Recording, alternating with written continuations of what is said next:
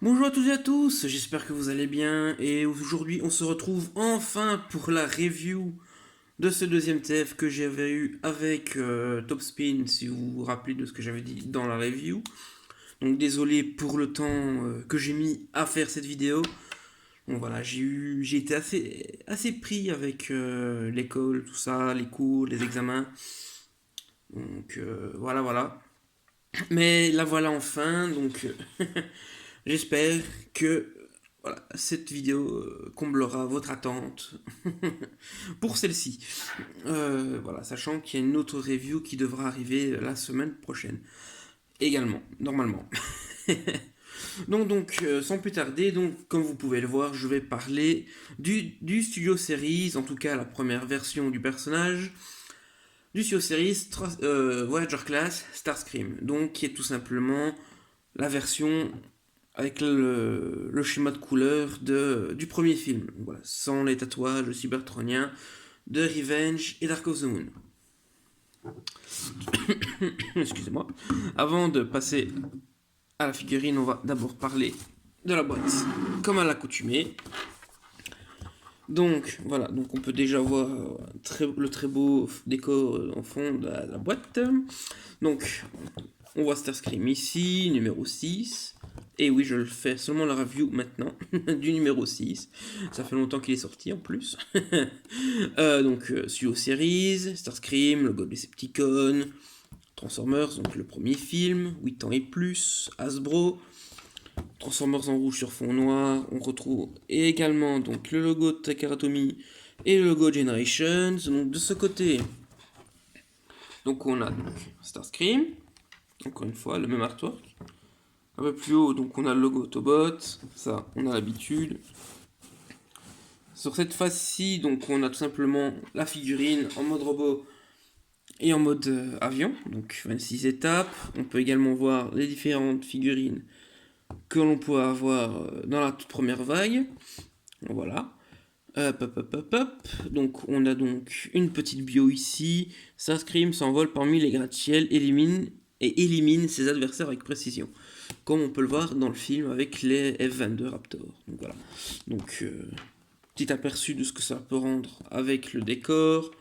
Donc voilà, donc Starscream encore une fois, Transformers, le logo Decepticon au-dessus. Encore une fois, toujours le même artwork. Donc voilà, avec un petit close-up sur sa petite face. Donc Studio Series numéro 6 et sa classe en différentes langues. Puis voilà, pour en dessous, donc c'est tout simplement les trucs Lego. Et au-dessus, rien de bien transcendant. Transformers, plastique transparent ici, contour bleu. Donc voilà. Donc on reviendra sur le décor en fin de review, si je n'oublie pas cette fois. Et donc, voici donc Starscream, enfin. Donc voilà. On va baisser la caméra un petit peu. Ce serait mieux. Voilà. Donc voilà, dans son mode avion, donc qui est tout simplement un F-22 Raptor, pour ceux qui l'ignorent encore aujourd'hui, ou qui ne retiennent tout simplement pas le nom du modèle. Voilà. On va faire un petit 360. Déjà, on va voir le niveau de détail qu'on a ici. Donc voilà, c'est assez sympa. Donc c'est rien de transcendant, mais c'est quand même de très très beaux détails, je trouve. Voilà. Donc on a le cockpit qui est en translucide. Voilà, en tout cas, la vitre. Voilà. Donc on voit le siège du pilote. On voit le tableau de bord. Voilà. Donc on a le nez qui est en léger plastique souple, assez dur, très très dur. J'aurais aimé qu'on ait ça avec Topspin par exemple. Oui, j'ai encore cette rancœur envers la figurine pour les armes. Donc on voit donc le logo militaire ici, le logo de Decepticon. Sinon, on a voilà les réacteurs qui ont été détaillés ici à l'arrière. Sinon, pour ce qui est du dessous, ben voilà quoi, c'est un Jetformers. Donc c'est assez compliqué de cacher un robot, surtout avec la complexité du design des films de Michael Bay, en dessous du mode jet pour la figurine quoi. Et donc on peut voir les trains d'atterrissage. Donc voilà. voilà pour ce qui est du mode jet qui est très très très réussi. Sinon, on a aussi un accessoire, donc voilà, qui est tout simplement son lance-missile que l'on voit dans le premier film. Et le troisième, peut-être aussi le deuxième, je ne sais plus du tout. Je sais que le deuxième, on le voyait principalement avec sa scie circulaire. Donc, on peut le mettre à différents endroits. Donc, voilà, ici par exemple, ou encore ici, de chaque côté, en dessous des ailes. Donc, voilà, pour le rangement. Bon, ça fait un peu. Voilà. Et donc, c'est le seul accessoire qu'on a avec, en tout cas pour cette version-ci. Sachant que la version Revenge of the Fallen dans la même gamme, elle a cette scie circulaire. Donc voilà. Par contre, on va faire une petite comparaison avant de passer à la transformation. Donc, voilà, qui est tout simplement... Ici, on a le Voyager Sio Series, et ici, on a le Deluxe Dark of the Moon, petite pluche ici. Donc voilà, pour ceux qui l'ignorent, donc voilà, le Sio Series est complètement un upscaled de cette version-ci, donc le Deluxe, qui était sorti en 2011 pour Dark of the Moon. Et donc, personnellement, certains diront ouais, c'est pas un nouveau moule, machin, mais personnellement, je trouvais ça assez intelligent de réutiliser ce moule-ci pour le mettre en Sio Series, car c'est déjà un très bon moule à la base de Deluxe. Donc voilà. Et donc bien sûr, on a bien évidemment, voilà, c'est un budget pour un Voyager, donc on a quelques petits trucs en plus. Niveau détail aussi, une petite étape en plus pour ce qui est de la transformation du torse, rien de bien folichon. Mais c'est là, et c'est assez sympathique. Donc honnêtement, je suis assez content qu'ils aient réutilisé le moule de base du Deluxe en Voyager, voilà, pour cette itération du personnage. Donc voilà. Qui fait qu'elle est très très très réussie. Bon, bien entendu, il écope aussi des défauts du Deluxe. Bon, par contre, je n'ai pas ce défaut du Deluxe où on avait l'avant qui piquait du nez, donc c'est encore pire avec les années. Et ici, celui-là, non, on n'a pas ce défaut. Ce défaut était complètement corrigé. Et j'aime beaucoup. Voilà. Hasbro apprend de ses erreurs par moment. Et oui, qui l'eût cru. Et donc voilà, donc pour cette comparaison, et donc on va tout de suite passer à la transformation. Donc, pour la transformation, donc, tout d'abord, on va ranger les freins d'atterrissage. Donc, voilà. Donc, on va donc tout d'abord soulever, enfin faire coulisser plutôt ces parties-ci des ailes. Donc, comme vous pouvez voir, on a la coulisse qui est ici, hein, tout simplement. Comme pour le Deluxe, c'est exactement pareil que pour le Deluxe. Du coup, vu que c'est un upscale, donc voilà. Ensuite, donc, vous aurez ce panneau ici. Vous étendez les bras comme ceci. Voilà. Vous les écartez ainsi. Comme ceci. Et on écarte ici via les articulations qu'on retrouve ici. Ensuite, donc, on va tout simplement déjà venir rabattre ce panneau comme ceci, comme ça c'est fait. Ensuite, donc, on va ramener les ailes ici comme ceci, rabattre la pièce ici comme ceci de chaque côté, et ensuite, voilà, donc le petit rajout que je disais, donc voilà, qui est cette pièce-ci de chaque côté, bien entendu. Voilà, que l'on va venir donc ramener comme ça vers l'avant pour le moment. Hop. Vous ramenez comme ceci, ainsi, et vous avez donc tout simplement, il faut aligner. Vous avez un ergot ici, donc que l'on retrouve de chaque côté, donc là et là, qui vont venir tout simplement se loger dans les trous qu'on retrouve ici. Donc voilà. Donc, est-ce que je l'ai... Ah, j'ai failli oublier. J'ai failli oublier, ce n'est pas par là qu'il faut commencer. Donc ensuite, je vais relever un petit peu. Il faut venir tout simplement déclipser donc la partie arrière du fuselage, donc toute cette section-ci. Donc voilà. Comme ceci, donc comme vous pouvez voir, on a une double articulation ici, une double charnière, que l'on va venir tout simplement rabattre. Et comme vous pouvez voir, donc on a de chaque côté un trou ici sur les ailes, et on a donc du coup les ergots qui vont venir se loger donc dans ces fameux trous. Donc encore une fois, voilà, c'est de l'alignement. Il faut bien aligner les pièces. Voilà. Et ensuite, une fois que c'est bien aligné, voilà, vous clipsez et ça tient normalement assez bien. Donc voilà. Ensuite, vous venez tout simplement prendre ce qui va faire les jambes, vous les ramenez comme ceci. Le panneau s'est refermé, c'est pas grave, on le réouvre.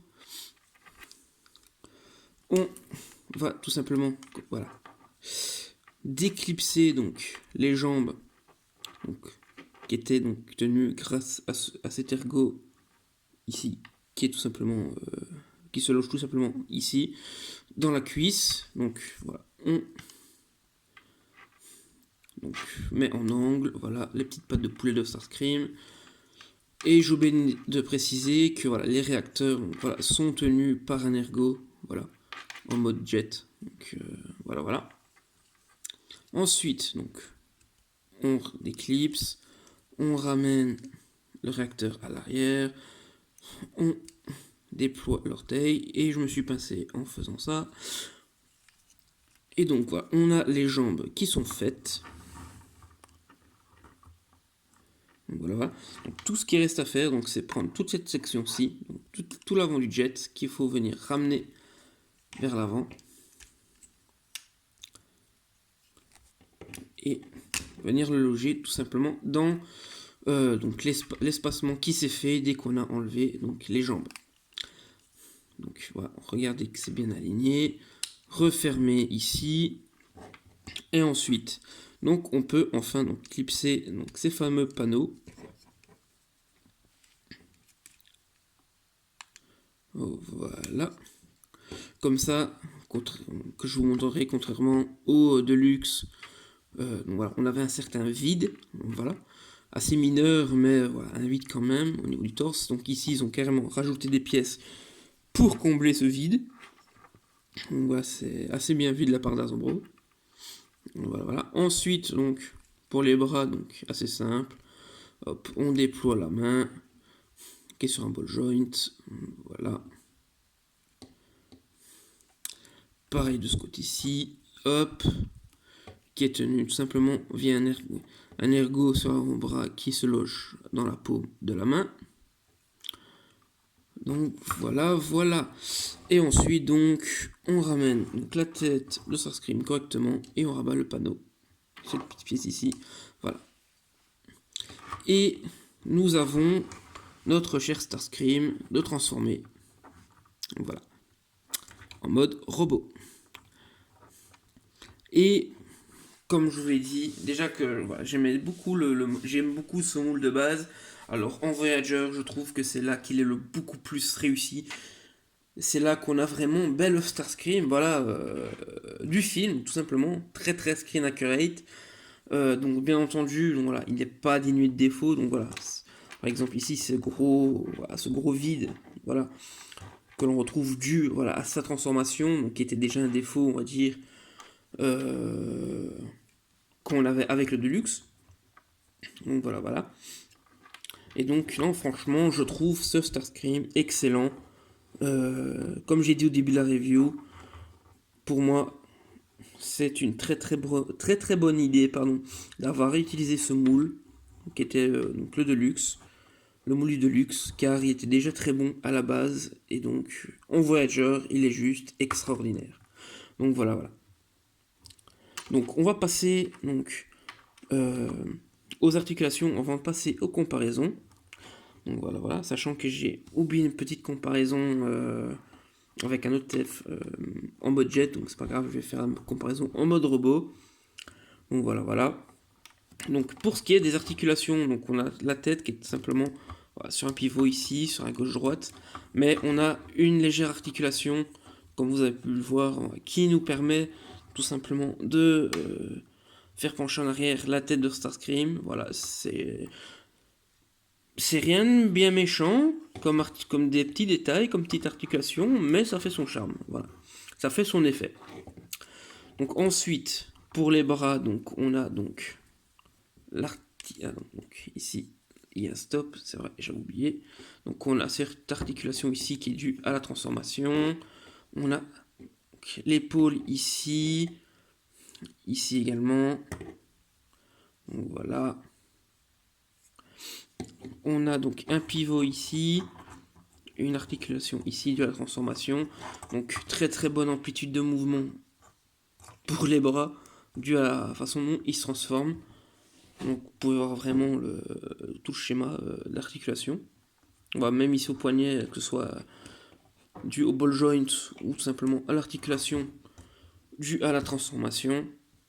Honnêtement, je trouve que ça permet de faire quand même de très belles poses, si on veut.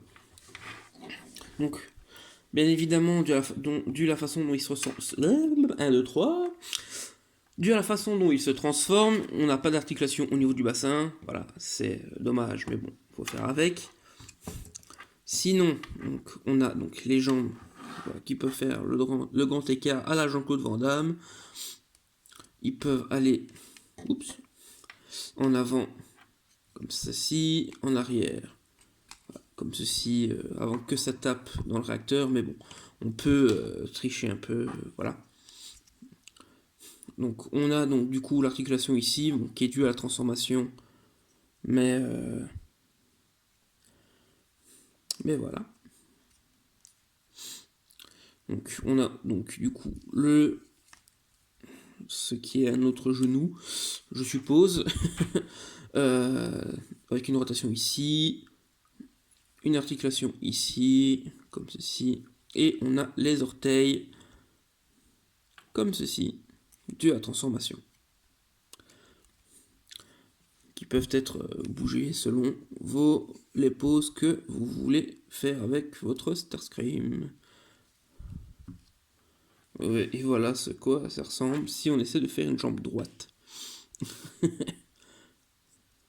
Donc du coup, voilà.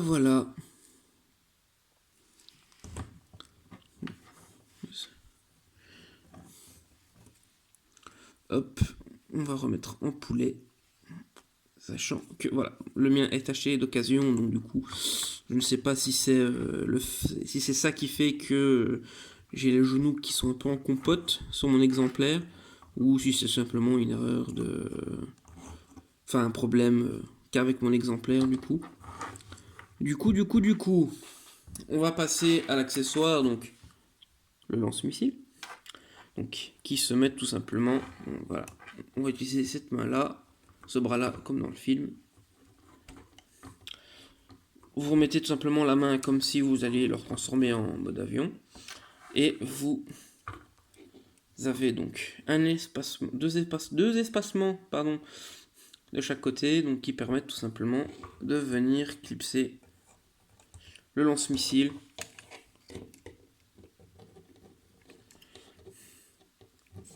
à l'emplacement de la main, pour donner l'illusion que son arme sort de son avant-bras. Et c'est quelque chose que j'aurais beaucoup aimé avoir déjà de base avec la version de luxe qu'on n'avait pas, vu qu'il y avait tout simplement les armes MechTech qui n'étaient pas si belles que ça. Donc du coup voilà ce que ça donne avec simplement son bras transformé en arme. Et donc du coup pour les comparaisons, donc on a donc le voici avec le moule d'origine, enfin l'édition d'origine du moule, donc c'est-à-dire le Deluxe Dark of the Moon. Donc voilà, on voit vraiment la différence de taille, encore une fois, que ce soit en mode jet ou en mode mode robot, voilà. On voit clairement que c'est Voyager de luxe. Euh, donc voilà, donc comme je vous l'ai dit, donc voilà, le défaut qu'on avait sur le Deluxe, voilà, c'était ces trous, ces vides ici qu'on avait sur le côté, qui ont été donc bouchés grâce à ces pièces-ci qui ont été rajoutées sur l'upscale, on va dire, du Deluxe en Voyager. Donc voilà, voilà. Et donc comme je vous l'ai dit, donc le défaut donc, à l'arrière, voilà, c'était déjà un truc qu'on avait de base sur le Deluxe, donc voilà, ça pour le coup on ne pouvait pas changer ou améliorer. Mais donc voilà, voilà. Le petit frère, le grand frère, qui est moins bien réussi que le petit frère. Comme quoi, l'alpha, la bêta. Et oui. Donc ça c'était pour la comparaison avec sa version de luxe. Sinon donc pour ce qui est de ses compères, ou comparses, c'est comme vous voulez, du premier film, donc le voici avec Brawl. Et avec Blackout. Donc je n'ai que ces deux-là en Decepticon, en plus de Starscream, bien sûr. Je n'ai que ces trois-là en Decepticon du premier film. Donc j'espère mettre la main assez rapidement sur Bone Crusher, Barricade et Megatron. Si je n'oublie personne, j'ai l'impression d'en oublier un. Il y a Frenzy, mais bon, on n'a pas de figurine de lui pour le moment. En tout cas, sur Series. Donc du coup, voilà, voilà. Donc ça rend quand même assez bien, même avec Brawl, même si je n'ai que Brawl et Blackout pour aller avec lui, pour l'équipe du premier film.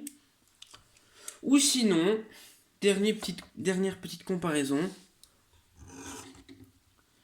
qui est donc tout simplement Thundercracker, qui est donc celui que j'ai oublié de faire en comparaison en mode véhicule.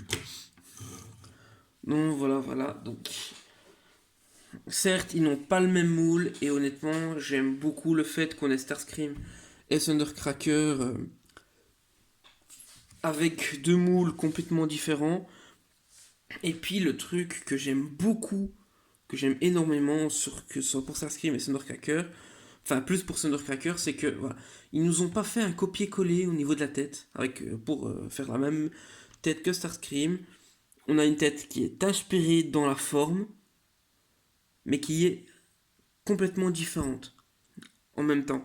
Et ça, c'est quelque chose que j'aime beaucoup. Et j'espère qu'ils nous feront un Skywarp avec un troisième moule, j'espère. Et non, pas un recolo soit de ce moule-ci ou de celui-ci, mais vraiment un troisième Jetformers avec une autre tête qui pourrait être inspirée de celle de Starscream, tout en étant différente comme ils l'ont fait pour Thundercracker. Et j'espère qu'ils le feront.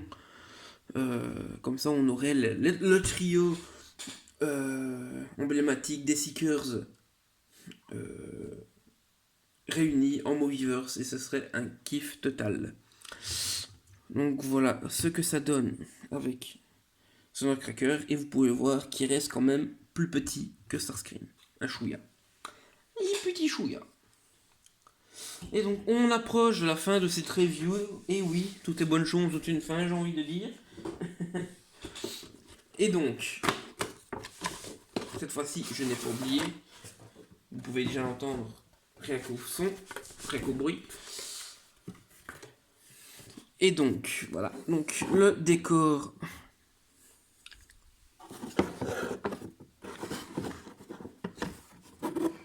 Voilà, que l'on a donc dans sa boîte, qui je crois, est le même que celui de Jazz et d'autres.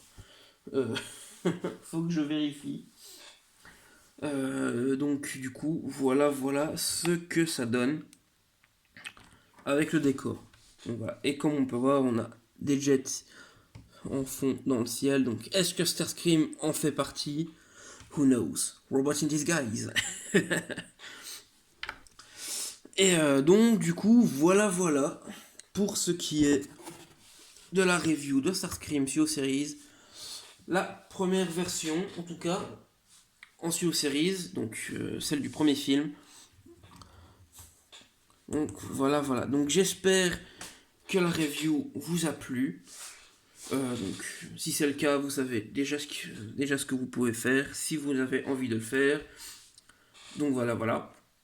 Et donc si vous avez des questions, n'hésitez pas à les poser en commentaire. J'y répondrai avec grand plaisir si j'ai le temps. Donc voilà. Donc je pense n'avoir rien oublié. Donc je vous souhaite une bonne journée, une bonne soirée, cela dépend à quel moment de la journée vous regardez cette vidéo. Et je vous dis à la semaine prochaine pour une toute nouvelle review. Allez, salut, portez-vous bien.